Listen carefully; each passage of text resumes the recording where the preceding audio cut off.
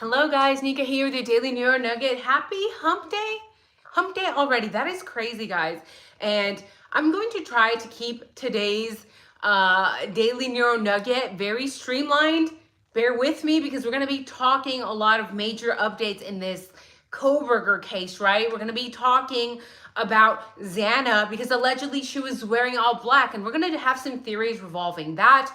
I'm also going to be talking about some potential proof that the victims could have allegedly fought for their lives in their final moments, right? Because we were told in the early days, we were lied to by Chief French Fry that the victims were sound asleep. They didn't know it was coming, and it was so easy, and it was all done and over with very quickly, right?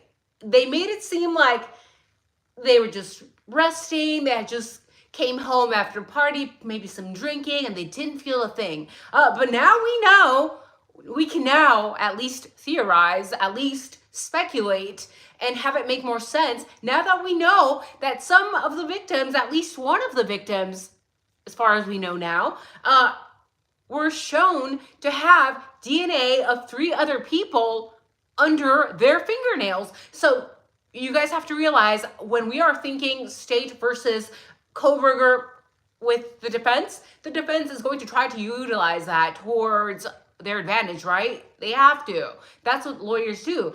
And especially when we have a case such as this one, it's effing messy, and the state is trying to pretend that there are no other sources of DNA, when now we know that there was DNA apparently all over the crime scene, okay? At least the DNA of 2 other people. Not only that, but the DNA of 3 people potentially under Maddie's fingernails. If that is not indicative of a victim fighting for their lives in their final moments, and I don't know what is, right? Because we know that the guilters have jumped to the other conclusions that really don't make sense. They're like, well, she probably got her nails done, or maybe she touched somebody at the grub truck. It's like, from what we've seen, if we understand crime, if we are real true crimers, true crime sleuths here on YouTube, then it would make sense. The most common thing, Occam's razor, would be that she probably clawed her way through the people that were trying to hurt her. That, in my opinion, is what makes the most sense. So if you guys are in here, make sure that you're hitting the like. I will eventually catch up to you guys in the chat. I first just want to get all this out of the way because you guys know I am also neurodivergent like Mr. Brian Kohberger. I also wanted to talk about his neurodivergence because we've seen the media run with this flawed argument that apparently they're twisting everything, right? They're twisting the truth, and that's how you know people are demonic, satanic. When they twist the truth, they skew the truth, and they make something completely false out of it. And in this case, a lot of guilters, a lot of liars are saying that Mr. Kohberger is probably not going to be taking the stand because he is autistic, and that now apparently Ann Taylor doesn't want to give him the DP. She's trying to strike the DP because he's autistic, and we know damn well that is part of the truth, not the entire truth, right? And we know, at least I think, that Mr. Kohberger is probably not going to take the stand because when we read those legal documents released, Ann Taylor is basically saying, in a very blunt fashion, by the way, she's basically saying, look, neurotypicals, normal people, average people hate Mr. Kohberger. Why? I've covered this before. We went through the DSM, which is the book we use in the world of psychology to diagnose people, to make clinical assessments.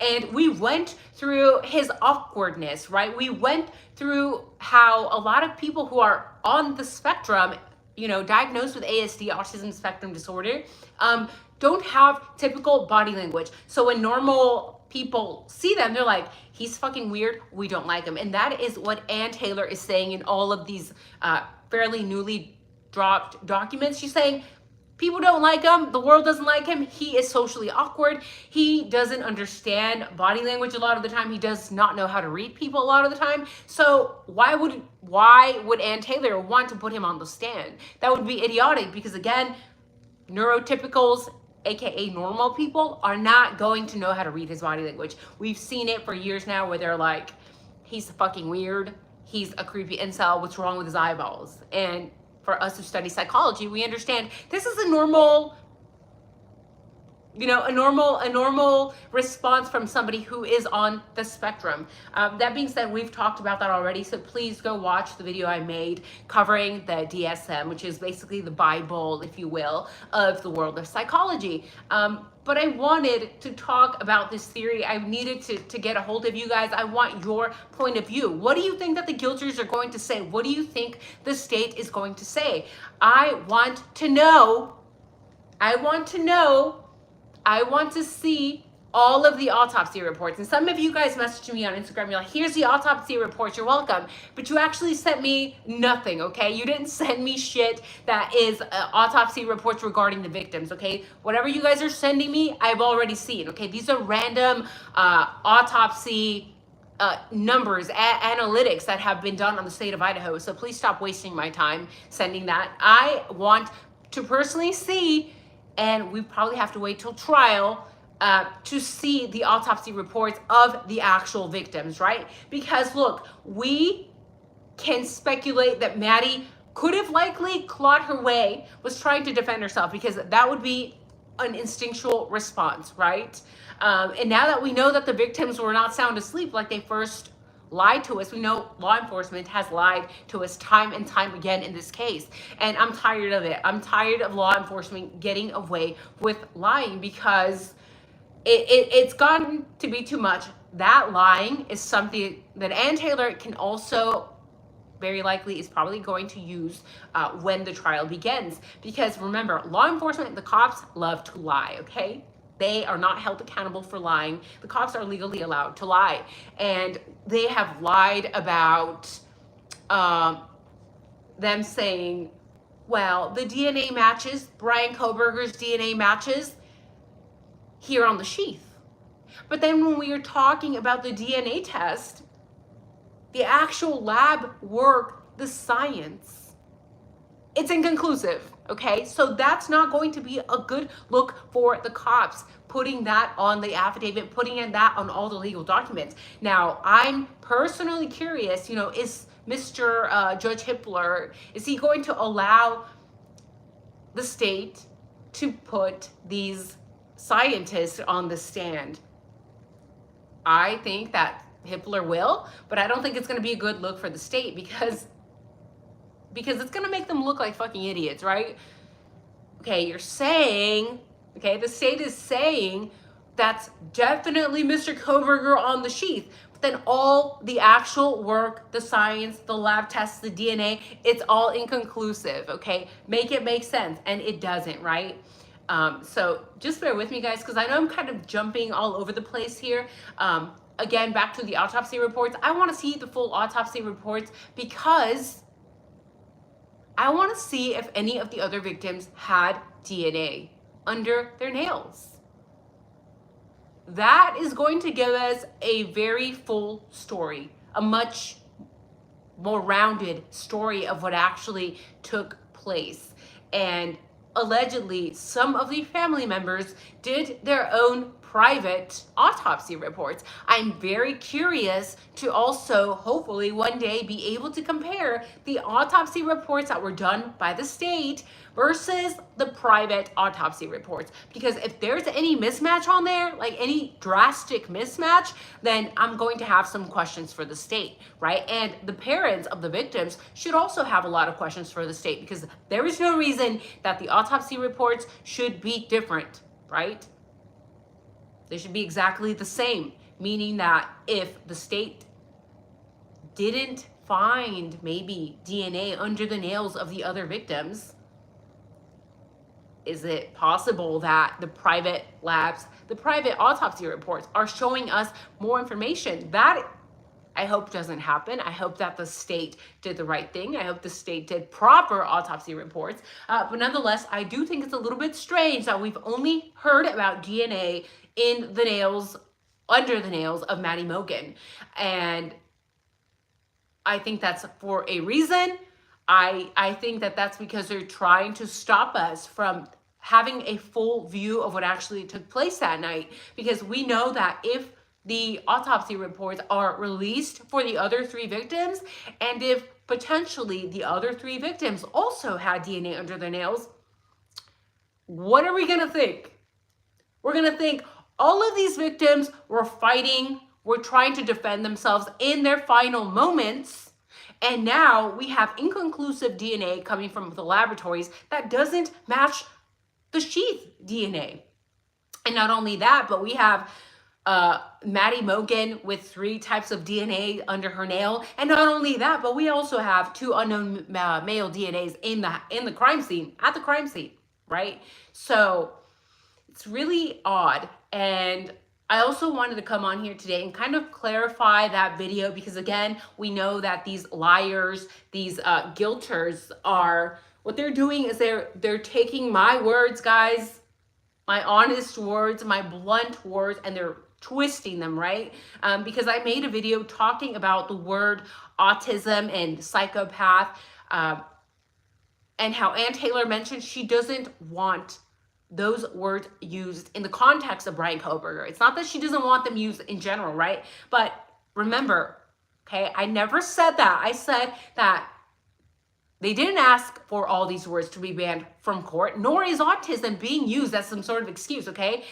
The headlines are very concerning. Don't get carried away with headlines. We have a lot of MSM reporting, a lot of Nancy Grace reporting, misreporting, and context in the rest of the documents matters, because the request was to not call the defendant, to not call Bryan Kohberger those words. Why? Because he hasn't been proven guilty or diagnosed with any of those things. Again, it takes a psychologist to be able to make this diagnosis, okay? Not to limit them, not to paint him as a psychopath, because again, like I mentioned, he needs an actual diagnosis for the state to jump in there and say he's psychopathic because 50 years or however many years ago, when he was 15, a teenager, I believe, Bryan Kohberger was talking about struggling to feel emotions. It's like, well, that could be anything. A lot of people who are on the spectrum have their own internal struggles with emotions, struggling to feel things. Same with people who have depression, same who have anxiety, same with psychopaths, same with people who score high in sociopathic traits. So no, the only diagnosis we have so far regarding Mr. Kohberger is, yes, now we have learned that he is on the spectrum. And I was right. Oh my God, I was right. Again, guys, 2 years ago, I called it, right? And you guys bullied me. So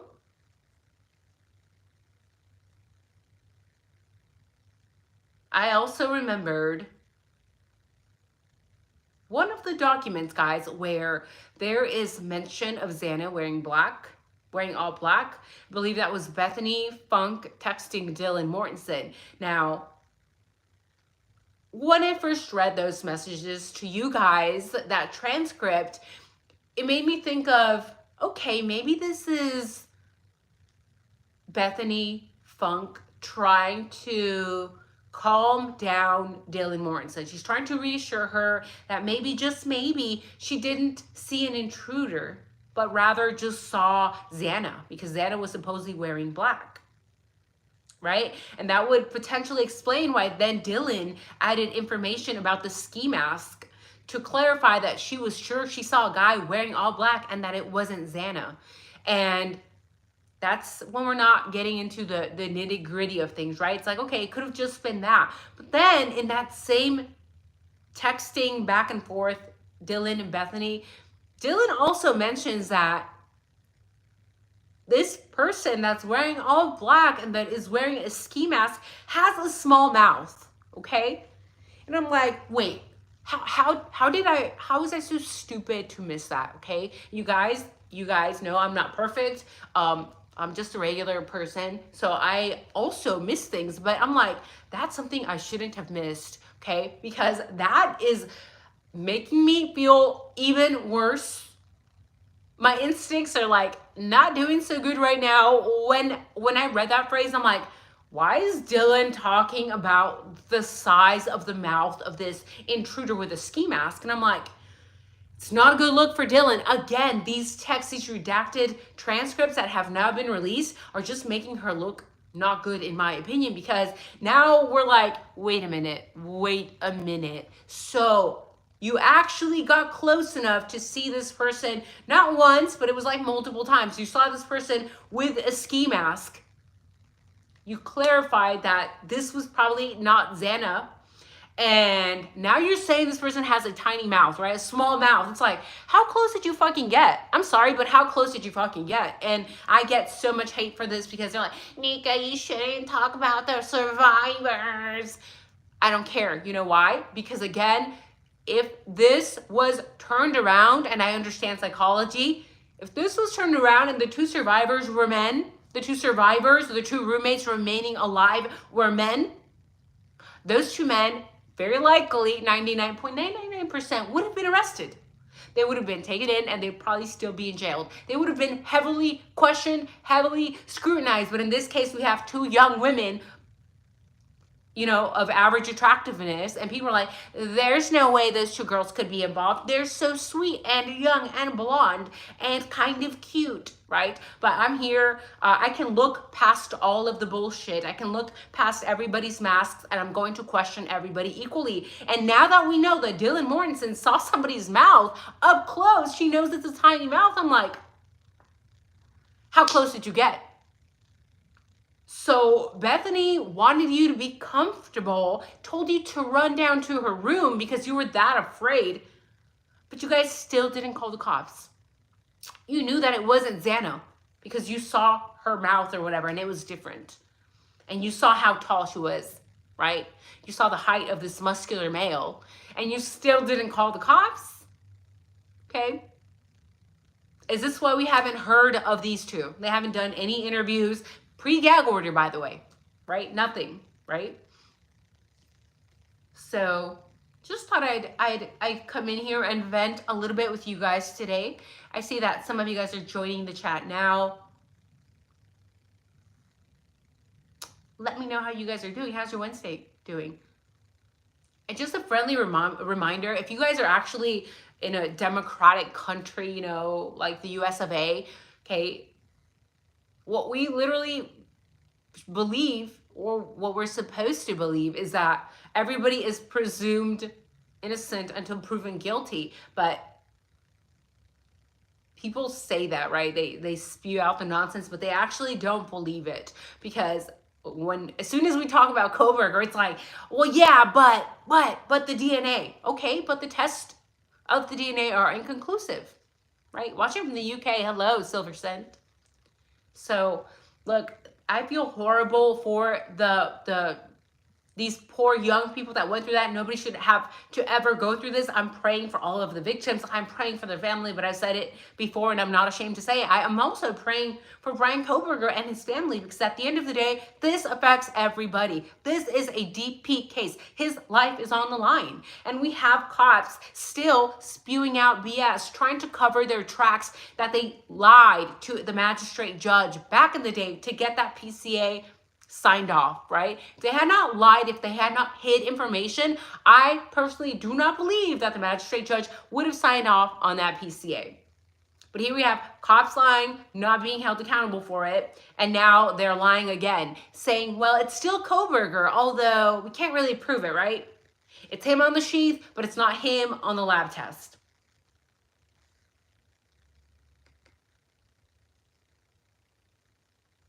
And yes, it has been mentioned several times by Ethan's family that Hunter Johnson is a person who found the bodies and who protected the roommates, and that allegedly it was Ethan's siblings who were also on the scene from seeing the bodies, right?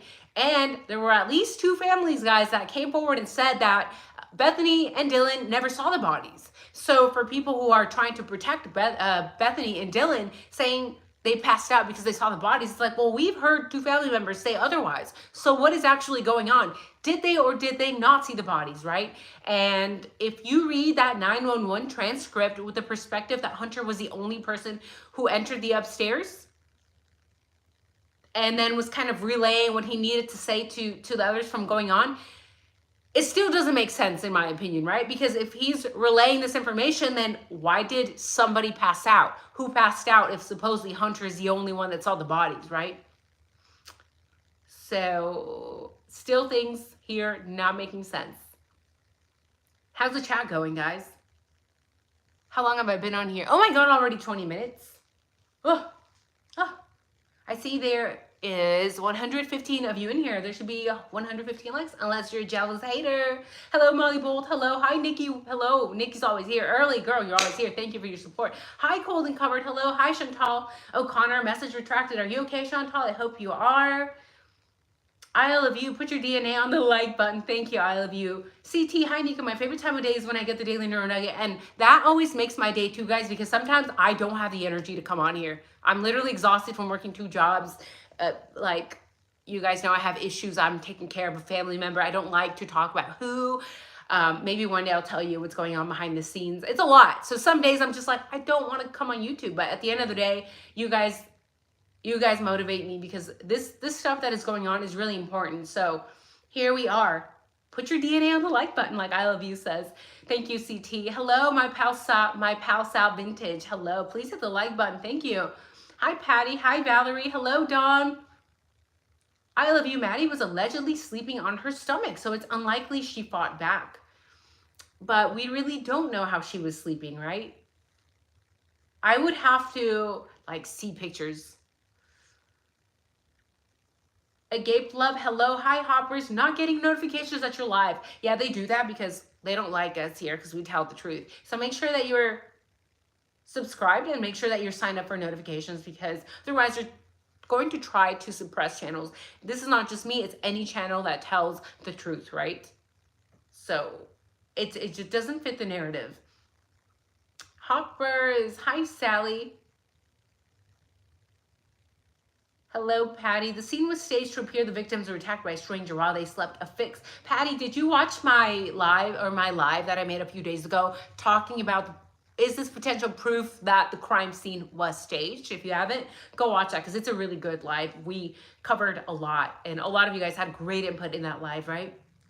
I love you. Yes, you can definitely watch Brian's behavior in the traffic stop video. And actually, after I saw that video, that's when I'm like, he might be on the spectrum. That was my first clue, like seeing his lack of affect, right, is what we call in psychology, meaning lack of facial expressions. And he's also asking a lot of questions, right, in that same video. He's like trying to understand. He's like, well, what would I do if this happened at this light and at this intersection? That's very normal for people on the spectrum to do. Whereas people like Nancy Grace, when they saw that video, they're like, oh my God, he's a psychopath because look at him. He's actually asking the cops questions. Can you believe it?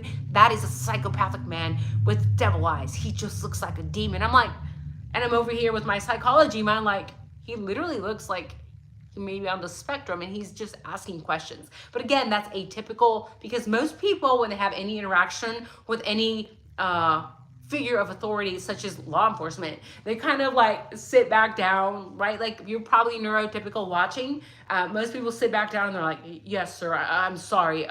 Here, have my ID. Here you go, right? That's most neurotypicals. But when we are neurodivergent, we ask a shit ton of questions, and it's not because we're trying to knock you off your pedestal, your hierarchy pedestal over here, officer. It's literally because our brains function differently. That's why we do that, okay? And yeah, some of the neurotypicals find that very annoying. But what are you gonna do, right? We're all a little different. Hello, Nadine. The Banfield videos with those guys, as well as the one without a glove and the other one with his hand that looks injured. Everything is just not adding up at all. But this is not BK's work. Nadine, yes, right? We've all seen that Banfield video. Those guys are acting effing strange, in my opinion, right? Because the cop is pulling them over and he's like, you guys are drunk. To me, they don't look like they're intoxicated whatsoever. But what I found very disturbing in that video is that one is wearing a glove, and then the other hand he's hiding. It's like it looks like they're hiding their hands. Why would they try to do that? It almost came across to me as they're just trying to get this on camera, the Banfield footage, almost to cover their asses, right? Because then you would have an alibi, right? But that's just me. That's just me. I'm an introvert. Guess I'm guilty. Twisted. Hello. Dawn, something just doesn't add up in this case. A lot of things definitely don't add up, not to mention the reaction of Steve Gonsalves that we saw right after the 911 call was released. I was not expecting that reaction. I was very disappointed with his reaction. But you guys know, if you watched yesterday's live, we talked all about Mr. Steve G. Hello, Aisha. Is that how you say it? I'm sorry, I don't know how to say it. Finneran. Love you, Anika. Thank you so much. I am me. Yes, the unknown blood DNA and what was under the nails not being BK's is definitely reasonable doubt. And Ann Taylor and the defense should definitely be using that to their advantage, right? Along with the 8 hours. Of course, she's gonna be grasping at straws. I'm like, this is not grasping at straws. This is literal factual information. Okay, there's an 8 hour gap where Dylan says she saw this person multiple times. Now we know that she also saw how tall she was, the ski mask. She even saw his mouth, the size of his mouth. But you're gonna tell me you didn't call the cops whatsoever. You cannot defend her anymore with the excuse of she was frozen in shock. No, that's not gonna fly anymore, right? Because now these calls are saying something else. These redacted 911 calls, these redacted texts between Dylan and Bethany, these redacted texts between Dylan and Eric Gower, the private driver, that everybody seems to be friends with over here. Why is everybody friends with this effing guy? Okay? How is everybody magically so close to Eric Gower? Because if I'm remembering correctly, even the G family came forward in the early days and they're like, he's a friend of the family. Okay. How? Patty, if there were multiple weapons used, there will be reasonable doubt. Amanda, I want to know about the fingernails too, primarily XANA's. Her dad stated she fought.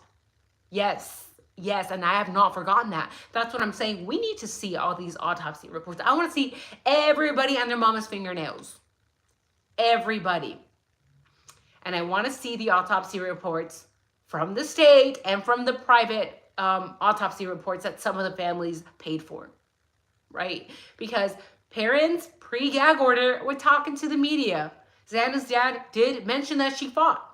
And then Chief French Fry, once the gag order came, was like, no, they were just sleeping, you know. Somebody is lying. And I don't think that it's XANA's dad lying. I think that these people fought for their lives in their final moments. Backwoods Beats. Hello, Dan. I am me. Hello. Hi, Patty. Hi, Amanda. Backwoods Beats and Outlaw. Scientists are not exactly 100% and on transfer DNA. This would be an awful precedent. Got to get back to work. I'll catch the rest on later. Have a good one. Oh, have a good day at work. We'll miss you.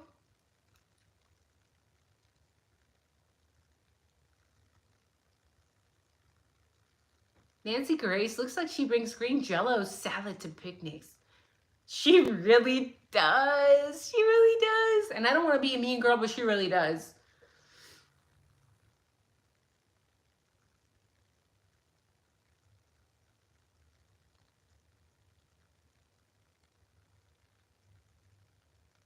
Lynette, when did she see her wearing black if she was already unalived? Very odd. That's, I don't know. Was it pre them going out? It's a little bit odd. Should be questioned. And I want to know, was she actually wearing black, like from head to toe? Does anybody know what was XANA wearing before she was unalived?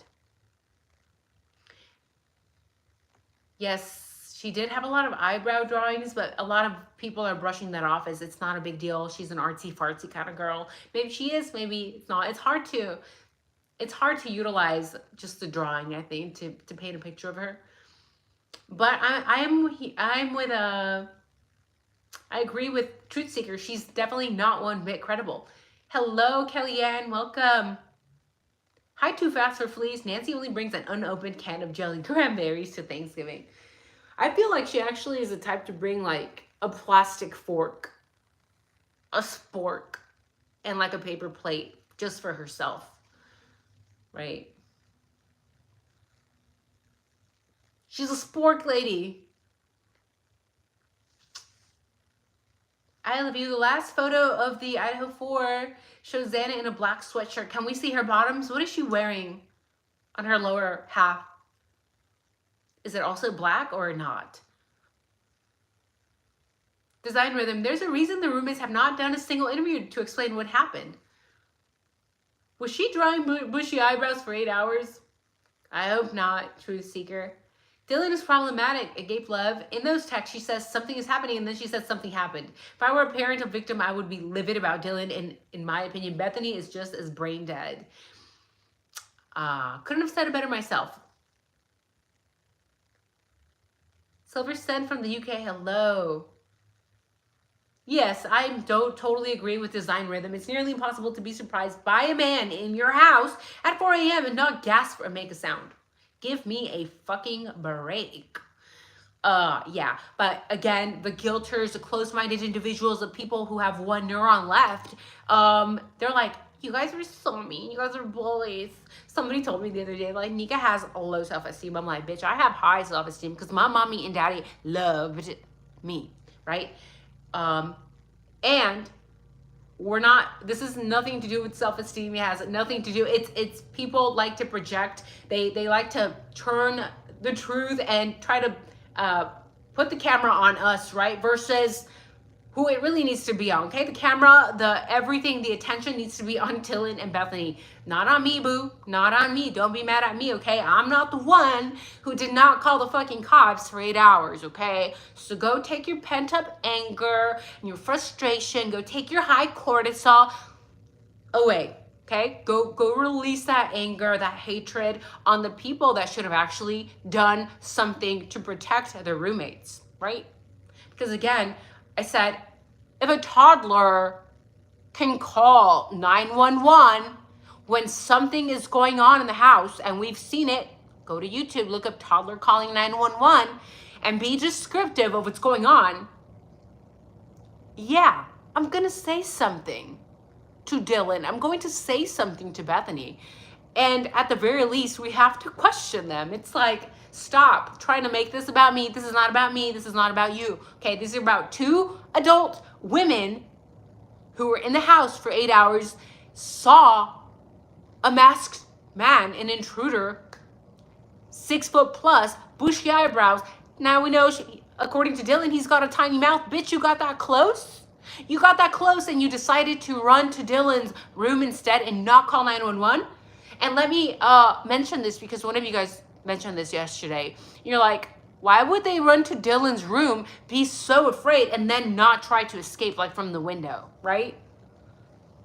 You're telling me you're so scared, blah, blah, blah, blah, blah, but you're not going to run away from the window. You're not going to try to escape. You're just going to stay in Bethany's room. Is that what you're going to do?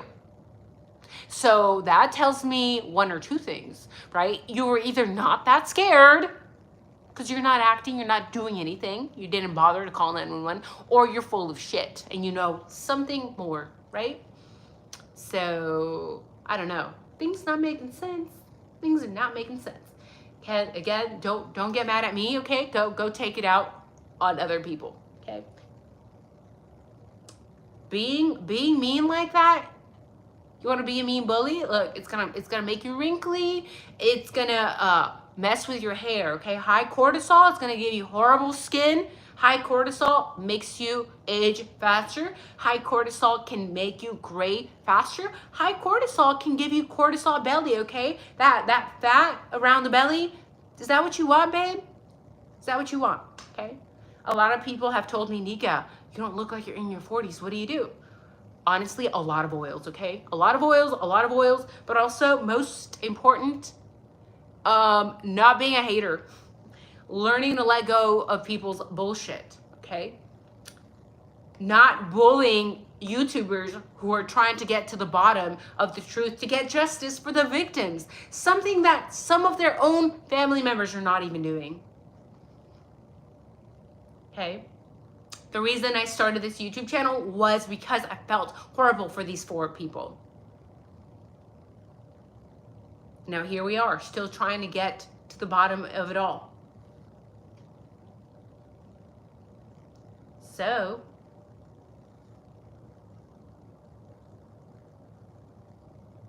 license to chill. I was thinking that it could be possible that because Dylan Morrison was calling the roommates likely during the active fights, maybe killers noticed or heard all these phones getting called and ringing. But was she? Because we don't know that Dylan actually called them. It looks like she just texted Kaylee once or twice, right? That was it. So was she actually calling? I don't think so. But we don't know. Everything is under gag order. We have to wait for the judge to decide what is released to us. And it looks like we're getting bits of information here and there. In fact, the 911 call that was released, we don't even know if that's the full 911 call, right? Because actually it's up to Judge Hippler to decide what he wants to redact, what he wants released, what portions should be allowed to the public to see. Hello, Nika. Why is it that when I watch other channels, it could say BLOOD, but you got to spell it out there reporting me that's a bunch of BS? Look, it's not that I cannot say it, right? I can say it. The thing is that when you say it and you're a small channel, we are a small channel, right? When you say it, the algorithm picks up those words. It literally listens, and then it suppresses a channel. And I don't want my channel to be suppressed. I want it to grow. So why would I say it? Right? And if you're Nancy Grace, you can say whatever the hell you want because, bro, you're getting in millions of views by spewing nonsense, right? But I'm not willing to take that risk. Plus, I have a lot of haters in here, right? I have a lot of haters. There's literally half the people in here are probably haters because they see the titles and they're easily triggered, and I can tell that there's haters in here. You can compare the people who are in here and the likes, right? So I'm gonna say about 50% of the time there's about 50% of haters, and I'm okay with that because they still make me dollar bills on YouTube, right? So yes, design rhythm, certain words can trigger demonetization, or it can trigger just the video being suppressed, right? If you say a certain word, it will be suppressed, meaning that it's still available, but it doesn't show it as often. It doesn't promote the video to random people who are on YouTube. You know, it's like when you're scrolling on YouTube and you see it on the right side, like videos you may like or whatever, it won't do that. And I want it to be promoted. That's why you should be watching these, right? And you should be sharing these because we're here for the truth. But Hippler is biased, Nutella, yes. Hi, Jess King. Hi, Sally. Hi, Nutella. Hi, Revolution is the only solution. I am with revolution is the only solution. I have always said there is zero excuse for that hour wait. Okay, I don't care if you are utilizing illegal substances. I don't care if you're drinking. I don't care if you think it's a fucking dream, Dylan. Toddlers can call 911. Toddlers can be descriptive while they're giving these 911 calls. I've always said there's zero excuse. And people like to say, you're not having empathy. You're not having empathy. I'm one of the most, I'm not going to say one of the most, I'm an empathetic person. I am an empathetic person. But you know what? I'm empathetic towards the victims, right? We have to question everybody else, okay? Have empathy for the victims, okay? Not survivors that didn't call 911, that decided to run to each other's bedroom and hide out, and they must have not been that scared because they didn't run away through the damn window. They were that afraid they could have escaped through the window, but they must have not been that afraid. Instead, they texted each other back and forth, got close enough to see this man's mouth in a ski mask, and still said, fuck it. Now we see the 911 call. Not a lot of action there either, right? So that's all I have for the day, guys. Remember, be empathetic for the victims, okay? Keep your empathy and your brain cells for the victims. We need to get to the bottom of this case, okay? Everybody else that was in that crime scene, near that crime scene, needs to be questioned. Don't let people gaslight you. Don't let people gaslight you. Because a lot of guilters are like, trying to use those psychological techniques. I'm like, bro, you know I have a master's degree, 4.0 psychology. You can't gaslight me. I can see right through you. Okay? Gaslighting is a technique that a lot of guilters will use, saying that you're a narcissist, that you're not empathetic, that you're sociopathic, just because you're trying to get to the truth, just because we are asking all the questions that nobody else has the nads to ask, just because we have been asking about the private driver since the beginning of time. I think I'm the first one that talked about Eric Gower. Maybe I'm wrong. Been talking about that weirdo for over 2 years, okay? Don't let people gaslight you. Ask all the questions. By asking questions is the only way that we're going to get to the bottom of this. So enough talking, enough ranting, enough venting. Thank you guys for listening to me. Let me know in the comments, do you guys trust these two? Do you guys trust Dylan? Do you trust Bethany? Do you think that they actually have a good enough excuse for not have called the cops for 8 hours? And I also want to know, do you guys think that this is proof that victims fought for their lives in their final moments? We know Maddie now has 3 sources of DNA under her nails. We have heard mention of XANA's dad saying that she fought. So somebody is lying to us here, right? They were lying to us. They passed away in their sleep, really? Sounds like they were fighting for their lives in their final moments. And now we know that the DNA was inconclusive. Somebody's lying. Let me know if you liked this video. Leave a comment. I will try to read all your guys' messages. And let me know if there's anything else that you guys want me to talk about for tomorrow. So have a wonderful evening, guys. Take care. Bye-bye. Thanks for joining me. Take care.